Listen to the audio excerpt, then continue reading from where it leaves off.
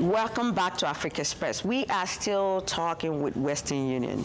I have here a gentleman by the name Tony Tapia, who happens to be the Senior Program Director of their foundation, the Western Union Foundation. Western Union Foundation, and he's also here at the Diaspora Forum. And again, Tony, you welcome to Africa Express. Thank you, and thank you for having us. Your company is involved in a lot of philanthropy work. Could you tell our audience a little bit more of the different other work that you do in the community? Happy to do so. The Western Union Foundation is actually celebrating its 10th anniversary this year, and since 2001 has given grants in over 100 countries and over $73 million in its history. Our focus is really on economic opportunity, and so we do that in a couple ways: by helping people where they move to, helping them integrate into their communities, helping them to learn vocational skills, language, financial literacy that help them move up the economic development ladder. And then we also help people back in their home countries where they've come from, and we help with really our goal is to help provide resources for people to get jobs, to create jobs, to help entrepreneurs. That migration actually then becomes a choice rather than a necessity. And yes. So that's kind of how we approach our philanthropy. And of course, as part of that, and given Western Union's business, we really are very much engaged with diaspora communities. So whether it's Mexican diasporas living here in the U.S. or African diasporas, and I know you talked to my colleague Barb Spann about the African Diaspora Marketplace, which has really been a stellar project for us to collaborate with USAID, but really embodies that idea of economic opportunity and helping create jobs back in people's home countries by engaging the diaspora in that effort. Are there countries that Western Union don't do business with? There are 3 countries we don't do business with, and they are countries where there are regulatory or issues, or that actually many businesses just don't do business with them. And you could probably guess what those countries are. Yes, yes, I see. In doing business in these countries, there are some, like you said, there are countries where you can really, because of a lot of regulations and all that, and even the ones that are not so much where you are.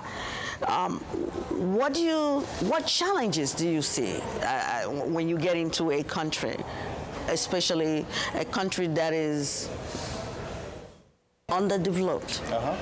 Sure. You know, Western Union is a pretty amazing company in its global reach. As Barbara had said, it's in 200 countries and territories. So you can only imagine the compliance issues, the legal issues that are there for the company to handle. And I think what goes a little bit unrecognized is the ability for Western Union to navigate that in various countries with various governments of those regulations and overcoming those obstacles to really deliver its service to many people all over the world. So, you know, I think when it goes into a country, it really approaches it on multiple levels with the government, with the regulators, but really with the community and the business leaders in the communities, because it's really a joint effort with the businesses in the countries that help Western Union deliver its service. What about the cultural issues?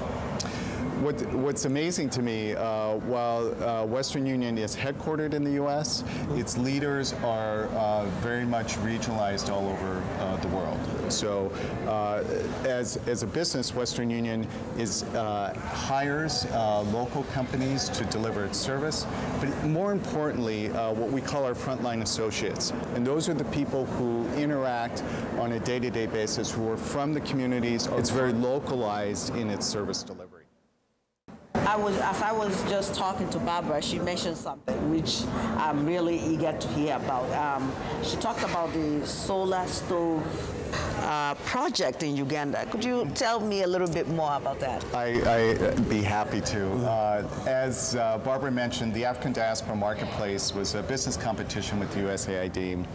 We had 14 winners, and she mentioned a couple of them, but one of them was solar stove ovens.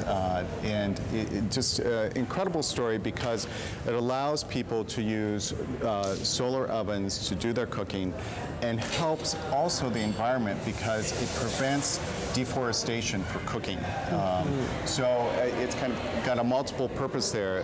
But as a result of this business, they're now going to be manufacturing these solar stoves, and it really is a success story that we've seen come out of the African diaspora marketplace. I think it's great because the environmental impact, of it alone, right. And also the health impact. Absolutely. Because when people are cooking with these woods and charcoal, the inhalation of all that, so to find an alternative. Who are usually having to be in a house with the stoves, it's helping to improve their health and actually helping them to improve things that they can do to help them. The other one is the globe cargo tracking? It's a global tracking system in Ethiopia, and what it has helped with service delivery, and actually one of its first clients was Coca-Cola. And so it's really utilizing GPS to have a delivery system within the country. We are so thrilled about all of the projects with the African Diaspora Marketplace, and as Barbara mentioned, it really is the impetus for us to have another African Diaspora Marketplace because it was so, the energy around the entrepreneurs, the desire to really help people back home, it was infectious. Barbara mentioned that there were 700 applicants, but we actually had an event here in Washington, D.C. in January of 2010 in which 55 of the semifinalists came together. And the energy and the ideas, the innovation that was going around that room was just, it was amazing. And so we're hoping to replicate this again in 2012 and absolutely invite you. And, yes, I hope you guys can come. To be there to really see and feel what we did with the wonderful spirit that the diaspora community is bringing and the energy that they're bringing to their countries back home. We certainly would love to keep up with all the good work you're doing in Africa, because especially Africa, because I'm sure my audience would love to know, and again, that way also it will give them an opportunity when you have this contest, I believe, or people also get to know, so that there will be more participants. I'm sure there will be a lot of people that will be looking forward to doing that. Some countries are not able to cross-remit money into U.S.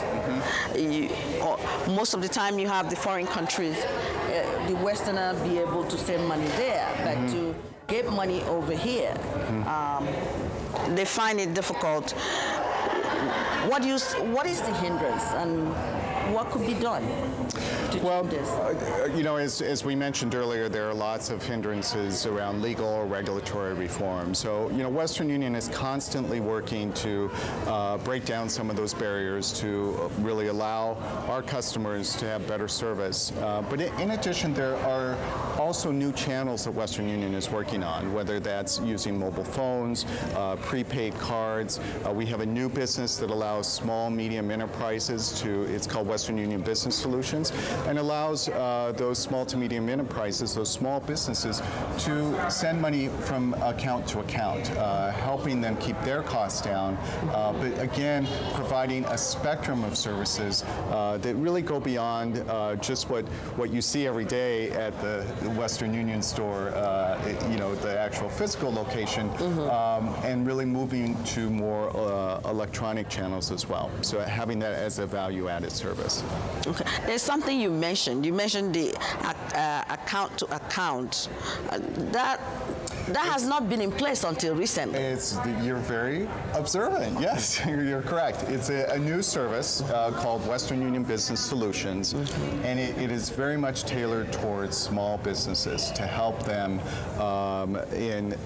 like the businesses that we mentioned with the African diaspora marketplace. So, for example, if the entrepreneur is here in the U.S. and they have a business back in their home country, whether it's Nigeria or Ethiopia or Kenya, they can set up an account, and the advantage of Western Union Business Solutions is that usually the exchange rate is a little lower and the service is better than what you would normally get at a competitor. I see. Well, thank you so much for sharing this information with us. We are going to round up with Western Union now, and you have been listening to the various projects Western Union is doing around the world. And one thing I want you to pay attention to, because they will be doing some announcements in the future, I believe, yes, about these projects as they go on. And please do keep watching us so that you can know when these announcements come out, because we are going to make sure that they let us know so that we can tell you.